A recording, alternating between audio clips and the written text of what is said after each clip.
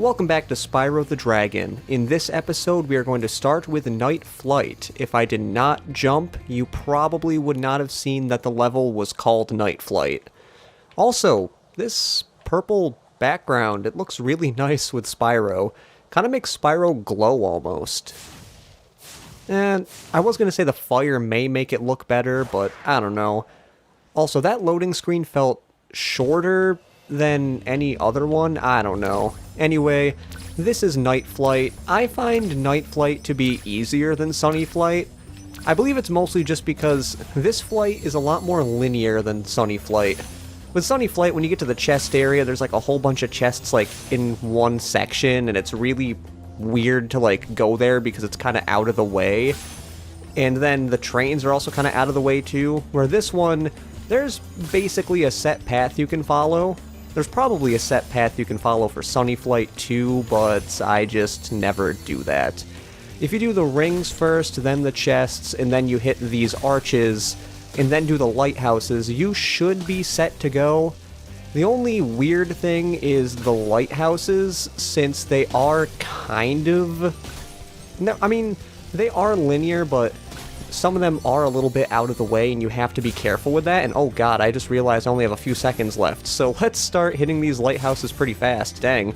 I do not want to fail this, because if I fail it, I'll be a disgrace to my entire family. But I believe just hit this one, then we can go around to get this one, and then over here. Oh yeah, we have enough time. Look at that. We're already done with Night Flight. Usually, in the first game, what would happen is you would not see that animation there because you would like fly into one of the lighthouses, and I guess the game didn't know what to do, so it just automatically would bring you to the results screen. Anyway, we're only 2 minutes into the episode right now, yeah. Like I said, Night Flight does not take really any time at all. I'm perfectly fine with getting the first 2 flight levels first try, because, let's just say the last 2 flight levels, I don't see me getting on the first try. The last 2 flight levels in this game, I, like, hate with a burning passion. I also hate how close they make you land after you get out of Night Flight. Like, you saw that. It was crazy. Anyway, I was kind of rushing into Dr. Shemp because, I mean, it's literally right there. And then again, I wasn't even really rushing. I was kind of, like, I didn't charge at all. I was just flying to it. Maybe it's because I just want to get to this level right now, because even though in the last episode I said we probably won't go to the next homeworld, that was a lie. Because, well, let's just say that, yeah, I forgot that we only have the flight level and the boss level, and, well, both of those levels are actually pretty short, so we have a really good chance of actually going to the third homeworld. And by really good, I mean, it's almost definite. Now, in the last episode, I did mention that there were some enemies that would appear in, like, the boss level. And as you see, the Cooking Mamas are the enemies that would appear. It's kind of weird. I always found Dr. Shemp very interesting, because the Cooking Mamas just slap these armor guys, and they start running after you. And they eventually, like, if you don't charge into them... Let me see if I can get this guy to go. If you don't charge into the... Okay, maybe that one's not gonna work. But usually, they would run off the side here. Also, let me show you this. I did not know they had a solar eclipse. I guess you don't want to be like Trump and looking at it straight on. That would be kind of bad for you. Oh, goodness, okay. I thought another one of those charging guys were there, but I guess I was wrong. That was almost bad. Now, like I said, they're not too hard. I missed the one, and where did that guy run? A lot of times, if you run to the area they fall off, the gem will be there, but in this game, the gems might just lock onto you, so I am not entirely sure, because I saw one of the guys...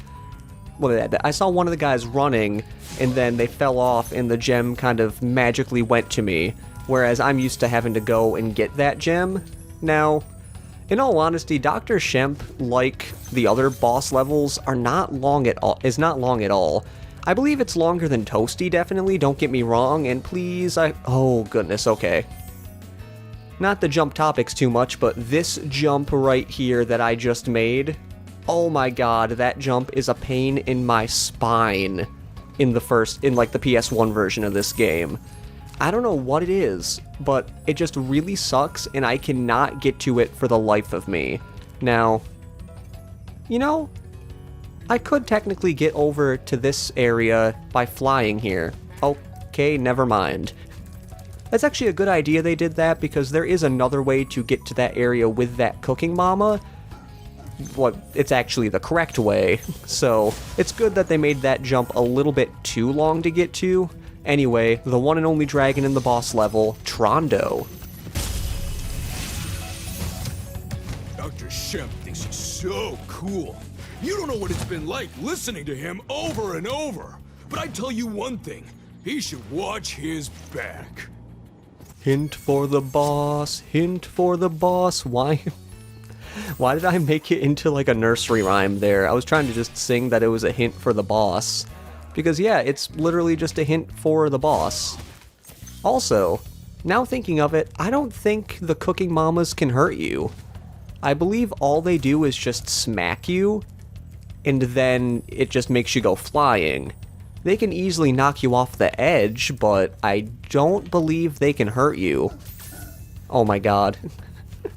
I know I've mentioned that I've played the Reignited trilogy before, or at least most of the Reignited trilogy, but I just love how Dr. Shemp looks in this version.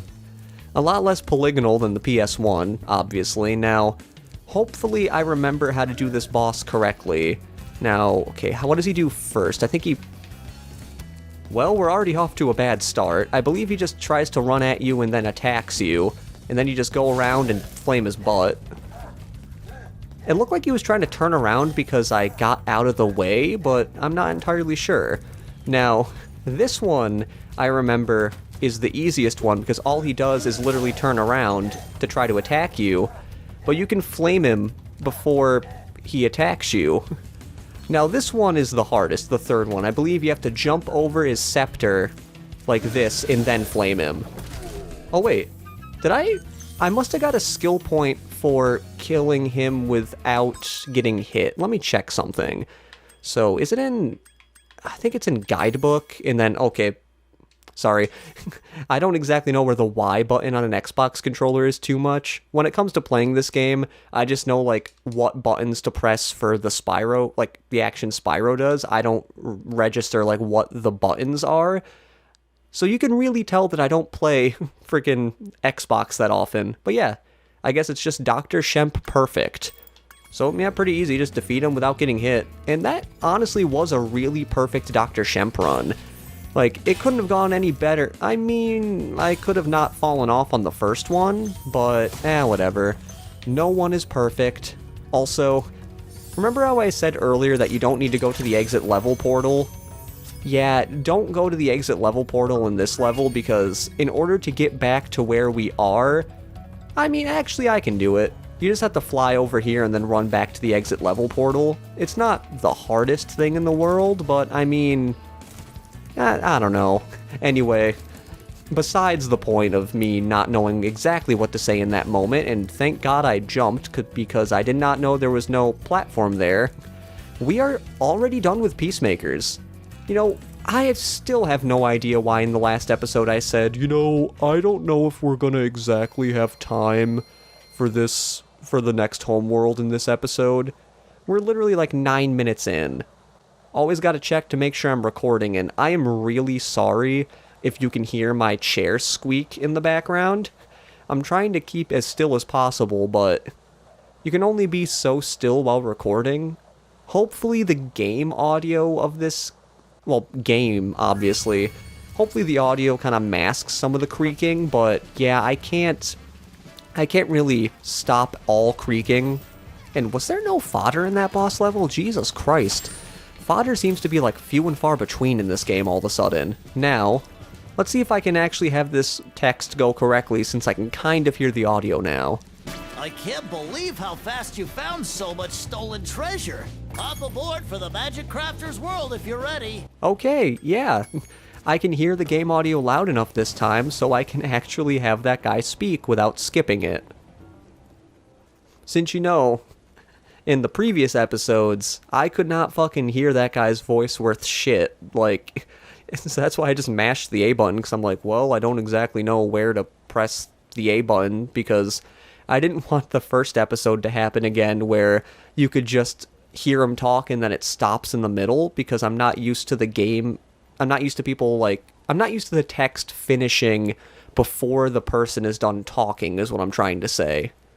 Anyway, we're now going into the Magic Crafters world, which, as I said before, boy oh boy do I love this homeworld way more than Peacekeepers. This is where I believe the difficulty somewhat spikes. Now, every single level except for the homeworld and the boss have freaking 500 gems. Like, that's freaking crazy. Now, if you're fast enough, you can actually just get that thief just there. The reason why you want to get him fast is because if he gets to the end of here, he will jump up to this area, and you cannot get him here. As you see, you can kind of see an exit at the end, but that really does not lead to anything. So if he does jump up there, all you have to do is, well, that's not the exit, all you have to do is just walk back out here and like get out to this area and come back, and he should be back to like this area here. So don't worry, he's not gone forever. Not that you'd probably thought he would be gone forever, but it's one of the more tricky eggs that I did not get until later in life. Welcome to Magic Crafters. I want you to release the dragons, reclaim our treasure, and recover the eggs from those pesky blue thieves. God, I love the Magic Crafters dragons in this game. It's just really cool. Now, what? Okay, I was gonna say watch me hit all these shield enemies in one go, but I have no idea how the one hit me in that chain. Okay, well, we're just going to ignore that happening. Also, make sure you charge to get these guys, the wizards is what I'm trying to say, because if you do not get to them fast enough, they will make a platform arise, and you don't want that. And something I never mentioned in the previous homeworlds, each homeworld has their own unique design for portals. You don't really notice it until this one, because now, as you see, it's more wide than it is tall in this level. I don't exactly know how much the Artisans and Peacekeepers ones differ, but Magic Crafters is where you can really first see the difference. Oh my goodness, can I please hit you? Thank you. Now, I need to get some of these mushrooms. Not because we're gonna get high, but I believe mushrooms are... Oh, no, I think that's a different level. I believe the fodder in this... Oh, that was a snipe shot. Usually you can't get to this guy from this area, or maybe it's the other way around. I believe it's from the direction I was going. You can't get to him, but I guess I sniped him with that little helicopter gem dispenser. I don't really know the name for them. It's only in Spyro 1, and... Well, okay.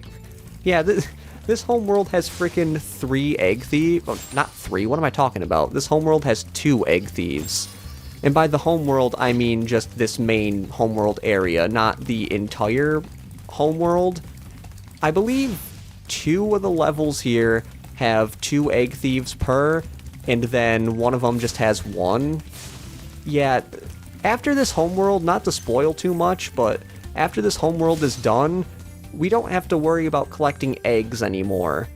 Because, as I mentioned before, you need a certain amount of eggs to move on, but I just don't understand why they put a whole bunch of eggs in Magic Crafters. Oh, come on, please don't. I just got, like, wombo comboed. I don't even know if that's a real saying, but I really need to get sheep, because Oh. Thank you, game. That honestly could not come at a better time.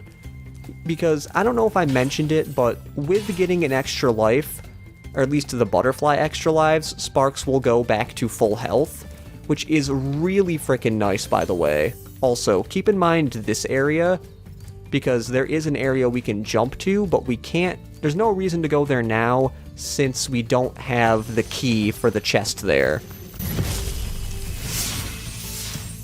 When you see arrows like these, you can charge along with them to begin a supercharge. Supercharge? Excellent. Go ahead. Try it. I'm surprised they made that dragon really skinny, because I remember him being a little more of a muscular dragon back in the original game. Now, as you see, we can frickin' supercharge, which we need to hit that. And I believe that's all we need the supercharge for?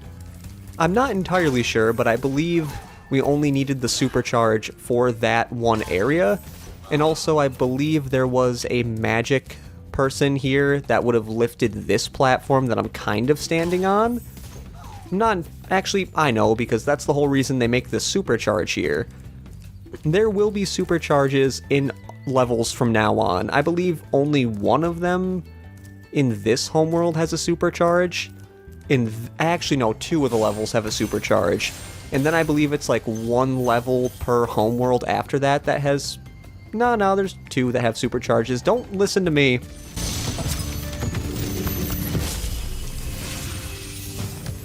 This portal leads to a special place where you can learn to fly. I remember when I was a young dragon, earning my wings. Learn to fly. Got it. I kind of feel bad for that dragon. You can really see the holes in his wings. Also, yeah, this is where you're finally supposed to first learn about flight levels. It's crazy, yeah, it's crazy that they wait till the 3rd homeworld to finally tell you about what you need to do for flight levels, and oh goodness, okay. I hate those lightning guys. Their aim is oddly good. Luckily there's not too many in this homeworld, and we won't see those lightning guys until we fight the boss, which, let me just say, has quite the fun name.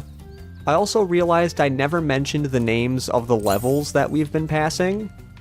If you want to know, the 3 main levels in this homeworld are Alpine Ridge, Spider Caves, and then Wizard Peak, which I believe the last one, Wizard Peak, well, yeah, it's right here. Which honestly, I guess I'd say Wizard Peak is my favorite, and I don't think really anyone finds Spider Caves to be the best level. I don't know, it's just, as a kid I was scared of it, well, because, as you can tell, there's gonna be spiders in the level, because it's called Spider Caves. Now, let's be careful here. Oh my god. Those guys are actually a lot easier to dodge in this version, also. All the immature people will love this guy.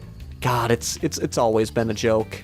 Anyway, here's the 3rd balloonist. Thank you, Spyro, for recovering so many of our dragon eggs. Okay.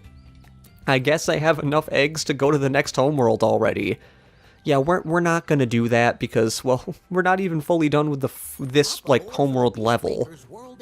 Yeah, we are going to stay here and not go to the Beast Makers because I want to stay away from Beast Makers as long as I can, because even though I did mention Magic Crafters is where the game starts to pick up in difficulty, Beast Makers is where it really picks up in difficulty. There are so many freaking levels in Beast Makers that are like a lot of people's least favorite levels, and you will understand when we get to Beast Makers, but I'm not going to mention it now because, well, we have barely even started Magic Crafters. Now, I really hope I have... Why did I try flaming that chest? I don't know. Is that all the gems? Okay, whew. Scared me there for a second because I thought I didn't have everything. Anyway, with that being done, that is about it for this episode of Spyro the Dragon. We accomplished a decent bit, you know, finished Peacekeepers by taking on the flight level and also the boss, and we took on the entire homeworld, well, the entire level of the homeworld. I don't even know what I'd want to call it, but we got all the gems and dragons here. Anyway, in the next episode, we are going to be starting with the main levels of Magic Crafters by going into Alpine Ridge and possibly another level. Most likely another level. Anyway, this has been... almost said my old channel. This has been Jordan saying see you later and goodbye.